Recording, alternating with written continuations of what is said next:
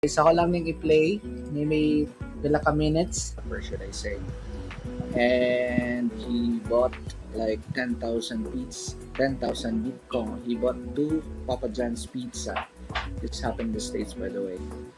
2 boxes of Papa John's pizza. Murag reaction video na po nato ni guys. I'm planning to ba reaction videos po, by the way. Puko na to mga content, no? 10,000 bitcoins, right?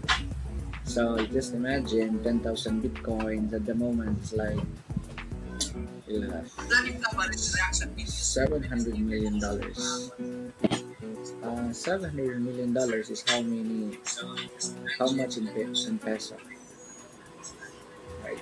So let's do the math. Yeah,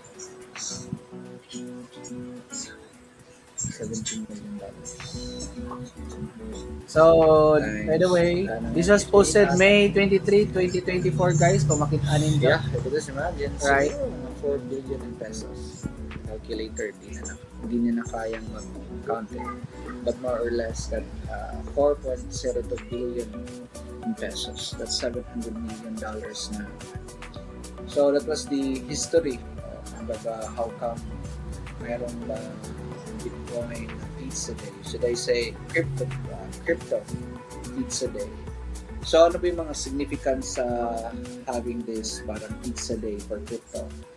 So, just marks parang it marks a momentous occasion which you could use the so-called money for goods and services, right? So, these are the two most important things we have to understand. Ito yung mga bagay na dapat natin maintindihan.